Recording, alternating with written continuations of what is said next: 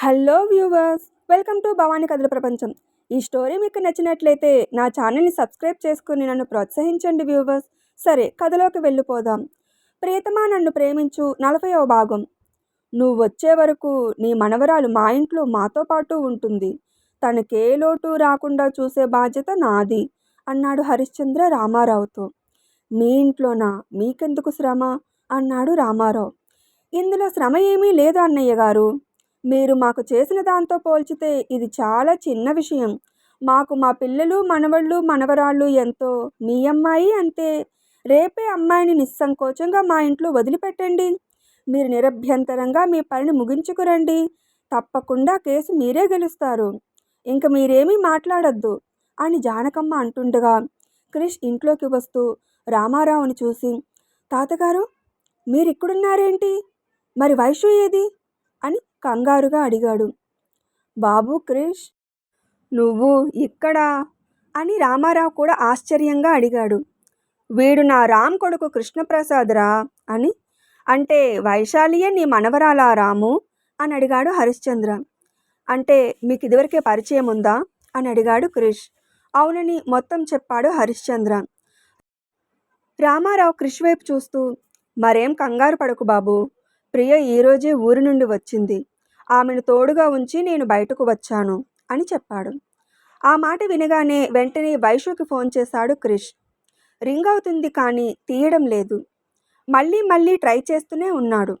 అప్పుడే సెక్యూరిటీకి కూడా ఫోన్ చేయబోతుంటే, ఇంకా ఏంటి ఆలోచిస్తున్నావు రాము అని అడిగాడు హరి. దాంతో ఫోన్ చేయబోతూ విషయం ఏంటని అడిగాడు క్రిష్. రామారావు విచారంగా ముఖం పెడుతూ ఢిల్లీ విషయం చెప్పి, ఇప్పటి వరకు ఇది నా స్నేహితుని ఇల్లు, కానీ ఇప్పుడు నా మనవరాలి అత్తవారిల్లు. మరిప్పుడెలా తనని ఇక్కడ వదిలెళ్ళగలను అని సంశయంగా అన్నాడు. దాంతో సీత కల్పించుకుంటూ, భలే వారే పెదనాన్నగారు, మీరు అలాంటి సంశయాలేం పెట్టుకోకండి. పెళ్లి చేసుకుని నా ఇంట్లో కోడలుగా అడుగుపెట్టే వైశాలి ఇప్పుడు కూతురిగా అడుగు పెడుతుంది. దీనికి ఇంతలా ఆలోచించాల్సిన అవసరం లేదు. నిజానికి వైశాలిని ఇంతకు ముందే ఇక్కడికి తీసుకొచ్చేయమని నా కొడుకుకి చెప్పాను అంది. బాగా చెప్పావమ్మా అన్నాడు హరిశ్చంద్ర. క్రిష్ తల్లిని హక్ చేసుకొని, నీ కోరిక నిస్వార్థమైనది, ఇంకా బలమైనదమ్మా. అందుకే నీ మాటే నెగ్గింది. నువ్వు కోరుకున్నట్లుగానే వైశాలి రేపే మన ఇంటికి వస్తుంది అన్నాడు. సరే అన్నట్లుగా తలను ఊపిందామె. వెంటనే క్రిష్ రామారావు వైపు చూసి, తాతగారు, ఇది మా ఇల్లని వైషుకి చెప్పకుండా ఇక్కడికి తీసుకురండి. లేదంటే పెళ్ళికి ముందే మా ఇంట్లో అడుగు పెట్టడానికి ఆమె ఒప్పుకోదు. ఇక్కడికి వచ్చాక ఆమె బాధపడకుండా చూసే బాధ్యత మా అందరిది అన్నాడు. అప్పుడే క్రిష్ సెల్కి ప్రియా కాలింగ్ అని వచ్చింది. వెంటనే కాస్త పక్కకు వచ్చి, ఏమైంది ప్రియా? అక్కడంతా బాగానే ఉంది కదా? వైషు ఎందుకు నా ఫోన్ లిఫ్ట్ చేయడం లేదు అని ఆత్రంగా అడిగాడు. అది అది అని ఏడుస్తూ అంగది విషయం చెప్పిందామె. ఒక్క సెకను షాక్ అయి అంతలోనే నార్మల్ అవుతూ, సరే నువ్వు కంగారు పడద్దు, నేనిప్పుడే వస్తున్నానని ఫోన్ పెట్టేసి పెద్దవాళ్ళ వైపు చూస్తూ, తాతయ్య మీరు మాట్లాడుతూ ఉండండి, నేనిప్పుడే వస్తానని చెప్పి కదలబోయాడు. ఏంటి బాబు, ఏమైనా అని కంగారు పడుతూ అడిగాడు రామారావు. ఏం లేదు తాతగారు, మీరు అనవసరంగా కంగారు పడకండి అని చెప్పి బయలుదేరిపోయాడు క్రిష్. మా డాడీ వచ్చి అడిగిన కేసు రిటర్న్ తీసుకోనన్నావట, ఎందుకు అని వైషుకి అతి దగ్గరగా వచ్చి అడిగాడు అంగద్. ఎందుకు తీసుకోనన్నానో మీ నాన్నగారికే చెప్పాను, వెళ్ళి ఆయన్నే అడుగు అంది వైషు ధైర్యంగా. ఆ మాటలకు కోపంతో ఆమెకు మరింత దగ్గరగా వచ్చి ఆమె బుగ్గలను గట్టిగా పట్టుకొని అదుముతూ, నీకింత ధైర్యం ఎప్పటి నుండి వచ్చింది అని అడిగాడు. నేను చెబుతాను అని ప్రశాంతి ముందుకొచ్చి, ఈ ధైర్యం వెనుకున్నది క్రిష్. ఆయన గారు ఈవిడి గారిని తన కాబోయే భార్య అని పేపర్లో టీవీల్లో ప్రకటించాడు కదా, అందుకే ఈ ధైర్యం అని చెప్పి, కానీ వైశాలి, నీకు తెలియని విషయం ఏంటంటే ఎవరెన్ని స్టేట్మెంట్స్ ఇచ్చినా నువ్వు చివరికి నా ఇంటి కోడలువే అవుతావు. నీ మెడలో తాళి కట్టేది నా కొడుకు అంగదే. సరే, ఇప్పుడు ఆ సంగతులన్నీ ఎందుకు గాని కేసు వాపసు తీసుకుంటున్నట్లు ఈ పేపర్ మీద సంతకం పెట్టు అంది. నేను పెట్టను అంది ఖచ్చితంగా. మర్యాదగా సంతకం పెట్టు. ఇప్పుడు నిన్ను ఇక్కడ ఏం చేసినా అడగడానికి ఎవ్వరూ లేరు, రారు అందుకే సమస్యను పెంచుకోకుండా సైన్ చేయి అన్నాడు అంగద్. చేస్తాను అంది వైషు. ఆ మాటకి తల్లి కొడుకులు ముఖాలు చూసుకుని నవ్వుతుండగా, నా పేరెంట్స్ని ప్రాణాలతో నాకు తెచ్చివ్వండి, సంతకం పెడతాను అంది. చూడు వైశాలి, పోయిన వాళ్ళ కోసం కేసు పెట్టావు. ఇప్పుడు సంతకం పెట్టలేదంటే ఈ లోకంలో నీకు మిగిలిన తోడు అదే నీ తాతను కూడా పోగొట్టుకుంటావు అంది ప్రశాంతి కర్కశంగా. ఆ మాట వినగానే వైశాలి శిలలా ఉండిపోయింది. పోయిన వాళ్ళ ఆత్మకి శాంతి కావాలో లేక ప్రాణాలతో ఉన్న తాతకి మనశ్శాంతి కావాలో నువ్వే నిర్ణయించుకో అంది ప్రశాంతి. ఆ మాటకు బొమ్మలా ఉండిపోయిన వైశాలి వంక అంగద్ పొగరుగా చూస్తూ, పరిస్థితిని అంతవరకు తెచ్చుకోకు. డ్రింక్లో ఉండి ఇద్దరిని పైకి పంపించిన వాడిని ఒక్కడిపై కాన్సన్ట్రేట్ చేయలేనా? అలా చేస్తే నీకు ఈ లోకంలో ఎవ్వరూ ఉండరు, ఎవ్వరూ అని ఒత్తి పలికాడు. ఆ మాట వినగానే ఏడుస్తూ ఉండిపోయిన వైశాలిని చూస్తూ, ఇదిలా మాట వినదురా, పద మనం వెళ్ళి ఏం చేయాలో అదే చేద్దాం అంది ప్రశాంతి.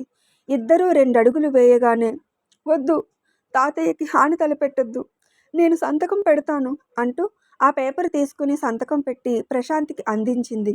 పగలబడి నవ్వుతూ ఆ పేపర్ని అందుకొని, నా కోడలు తెలివైనదని నాకు తెలుసు అంది ప్రశాంతి. ఆ పేపర్ని అందిపుచ్చుకున్నాడు. అప్పుడే అక్కడికి వచ్చిన క్రిష్.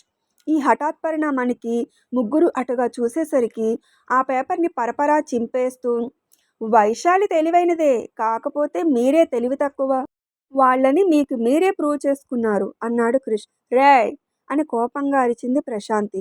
అరవకు, నువ్వసలు ఆడదానివేనా? అయిన వాళ్ళను కోల్పోయిన ఆడపిల్లని ఓదార్చడం పోయి బెదిరిస్తావా? కొడుకు జైల్లో ఉన్నాడని తెలిసినా బుద్ధి రాకుండా వైశాలి ఫోటోలను మీడియాకు పంపావు. దానివల్ల నీకేం మేలు జరిగింది అని అడిగాడు. వీడికెలా తెలిసింది అని పొగరుగా చూస్తుంది ప్రశాంతి. నాకన్నీ తెలుసు. వైశాలి ఇంటి అడ్రస్తో సహా మా ఫోటోలను ఇచ్చి న్యూస్లో పిచ్చి మాటలు చెప్పించి మా పరువు తీయాలనుకున్నాం.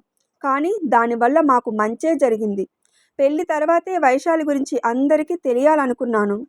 నువ్వు పెళ్లికి ముందే అందరికీ తెలిసేలా చేశావు. అంతకు మించి మాకు వచ్చిన నష్టం ఏమీ లేదు అన్నాడు క్రిష్ పొగరుగా. రే నిన్ను అని అంగది ఏదో అనబోయాడు.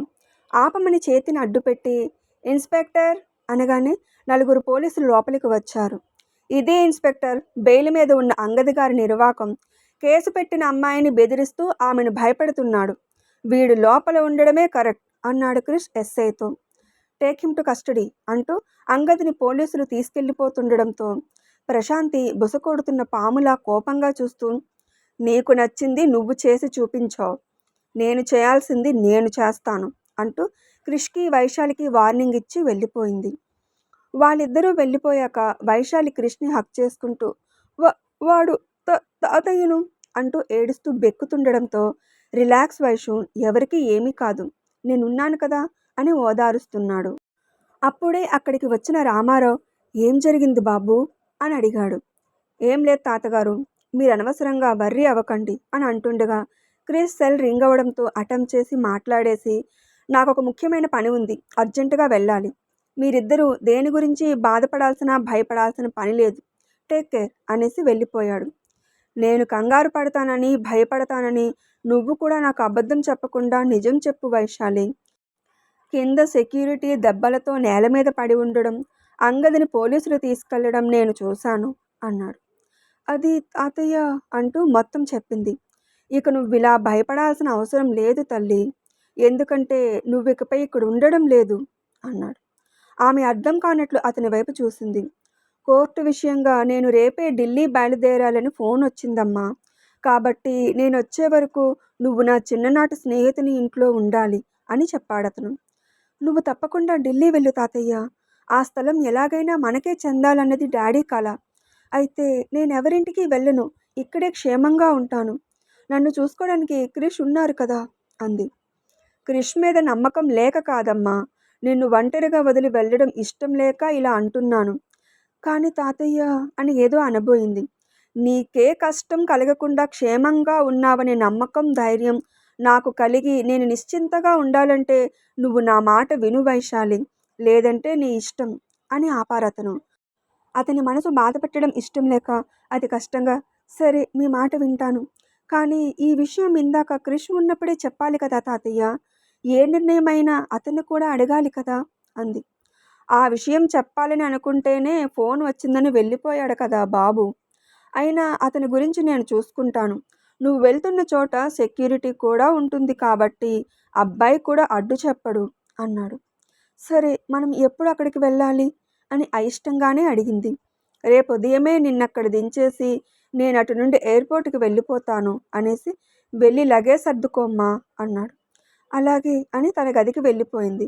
తను ఎక్కడికి వెళ్ళబోతుందో వైశాలికి తెలియదు. క్రిష్తో మాట్లాడాలనుకుంది వైషు. ఫ్రీ అయితే అతనే ఫోన్ చేస్తాడు కదా, అప్పుడు మాట్లాడతాను అనుకొని అన్యమనస్కంగా లగేజ్ సర్దేసి తన గదిలోనే ముభావంగా కూర్చుంది.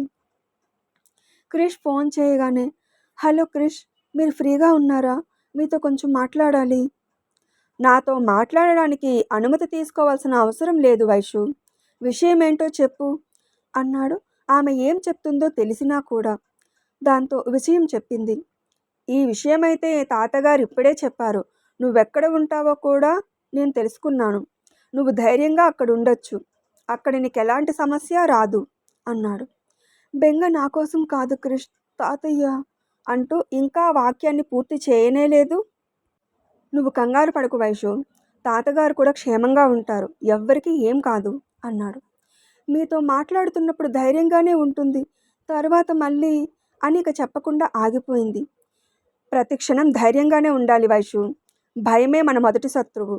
నేను రాకముందు ఆ ఇద్దరితో ఎలా మాట్లాడేవో ఆ ధైర్యాన్ని సడలనివ్వకు, ఏం జరిగినా అని అన్నాడు. ఆమె క్షేమం కోసం హాల్లో కెమెరా పెట్టాడని తెలుసు కనుక అతనికి అన్ని విషయాలు తెలుస్తాయి అని తెలుసు కాబట్టి అలాగే అని నేను మళ్ళీ మా ఇంటికి వచ్చే వరకు మీరు అక్కడికి రావద్దు. నేనే మీకు ఫోన్స్ చేస్తూ ఉంటాను. అయినా తాతయ్య వచ్చే వరకే కదా నేను అక్కడ ఉండేది. కావాలంటే వీడియో కాల్లో మాట్లాడుకుందాం అంది.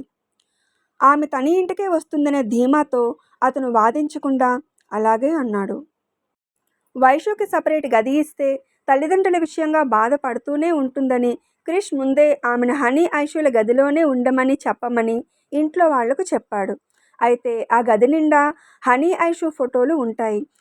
వాటిని చూస్తే అది తన ఇల్లని వైషుకి తెలిసిపోతుందని హనీ ఐషు కాలేజీలకు బయటకు వెళ్ళిపోగానే ఆ గదిలో ఉన్న వాళ్ళ ఫోటోలు అన్నీ తీసేసి అతను షూటింగ్ కోసం వెళ్ళిపోయాడు. మరునాడు ఉదయం వైశాలి, రామారావు క్రిష్ ఇంటికి వచ్చేసరికి హరిశ్చంద్ర తప్ప క్రిష్తో సహా మిగిలిన మగవాళ్ళు అందరూ తమ పనుల మీద బయటకు వెళ్ళిపోయారు. ఐషు, హనీ కూడా ఇంట్లో లేరు. హరిశ్చంద్ర, జానకి, సీత, గీత, అక్షయ హాల్లో ఉన్నారు. నా మనవరాలు వైశాలి అని హాల్లో ఉన్న వాళ్లకు పరిచయం చేశాడు రామారావు. నమస్కారం అండి అంది. లెమన్ ఎల్లో చుడీదార్లో లూజ్ హెయిర్తో తెల్లగా అందంగా ఉన్న వైశాలిని సీత చూసి, నా కొడుకు చెప్పినట్లుగానే కుందనపు బొమ్మలా ఉంది, కాకపోతే నవ్వు ఒక్కటే మిస్ అయింది అనుకుంది మనసులో. రామారావు జానకమ్మ దగ్గరకు వైశాలిని తీసుకొచ్చి, అమ్మ, నా మనవరాలిని మీ చేతుల్లో పెడుతున్నాను. నేనొచ్చే వరకు తన బాధ్యత మీదే. నా వైషు మిమ్మల్ని ఏ రకంగానూ ఇబ్బంది పెట్టదు అని వైషుని వదిలెళ్ళడం ఇష్టం లేక కన్నీళ్ల పర్యంతమవుతూ చెప్పారు. భలే వాడివి రాము, మాకు మా పిల్లలెంతో నీ పిల్లలు అంతే అని నిన్ననే చెప్పాము కదా. ఈ క్షణం నుండి వైశాలి మా ఇంట్లో మనిషి, తను కూడా మా కుటుంబ సభ్యురాలే అన్నాడు హరిశ్చంద్ర. చాలా థ్యాంక్స్ హరి. పిచ్చివాడా, మన మధ్య థ్యాంక్స్లో సారీలు ఎందుకురా అని హక్ చేసుకున్నాడు అతను. ఇక నేను వెళ్ళొస్తాను, ఫ్లైట్కి టైం అవుతుంది అని. వైషు, మరి నేను వెళ్ళిరానా అని అడిగారు అతను. తాతయ్య అంటూ హక్ చేసుకుని చిన్నపిల్లలా ఏడుస్తుంది వైషు. ఇంచుమించు అతని పరిస్థితి కూడా అంతే. ఇది వరకు ఇలా ఎన్నోసార్లు తండ్రి, తాతయ్య క్యాంపులకు వెళ్ళేవారు. అప్పుడు తనతో తల్లి ఉండేది. ఇప్పుడు ఉన్న ఒక్క తాతయ్య కూడా కొద్ది రోజులకు దూరం అవుతున్నారంటే వైశాలికి అది భరించడం చాలా కష్టంగా ఉంది. తప్పమ్మా, బయటకు వెళ్తున్నప్పుడు ఇలా ఏడవకూడదు. మీ తాతయ్య మళ్ళీ తిరిగి వచ్చేస్తారు. ఏది, కళ్ళు తుడుచుకో అని వైషుని ఓదార్చింది సీత. అతి కష్టంగా మనవరాలిని వదిలి వెళ్ళిపోయాడు రామారావు. ఆమె మూడు మార్చాలని, నా కోడళ్ళు సీత, గీత ఈమె అక్షయ, సీత కోడలు అని పరిచయం చేసింది జానకమ్మ. మా ఇంట్లో నలుగురమే ఉండేవాళ్ళం. ఇక్కడ ఇన్ని తరాల వాళ్ళు చక్కగా కలిసి ఉన్నారు అని మనసులో అనుకుంటూ మళ్ళీ నమస్కారం అని చేతులు జోడించింది. వైశాలి లగేజ్ని హనీష రూమ్లో పెట్టు అని పనివాడికి చెప్పి, నువ్వు కూడా వెళ్ళి కాసేపు రెస్ట్ తీసుకోమ్మా అని మేడ మీద గదికి వెళ్ళమంది సీత. అలాగే అని తల ఊపి అటుగా కదిలింది వైషు. సాయంత్రం క్రిష్ ఇంటికి వచ్చి, వైషు ఎలా ఉందమ్మా అని అడిగాడు తల్లిని. ఆ పిల్ల వచ్చినప్పటి నుండి ఏడుస్తూనే ఉంది. మధ్యాహ్నం భోజనం కూడా చేయలేదు. నేను, పిన్ని, వదిన చెప్పి చూసాము. కొత్త ప్లేసు కూడా అవడాన్ని ఇబ్బంది పడుతున్నట్లుంది అని చెప్పింది సీత. సరే, నేను చూసుకుంటాను అని చెప్పి భోజనం ప్లేట్ తీసుకొని హనీ గదికి వెళ్ళి తలుపు తట్టబోయాడు. అది తెరిచే ఉండడంతో లోపలికి వెళ్ళాడు క్రిష్. కనిపించకుండా దాక్కున్న వైషు కోసం తల్లి తండ్రి ఇల్లంతా వెతుకుతూ, వైషు ఎక్కడున్నావమ్మా, దాగుడు మూతలు ఇంక చాలు, బయటికి రా అని పిలిచాడు మోహన్.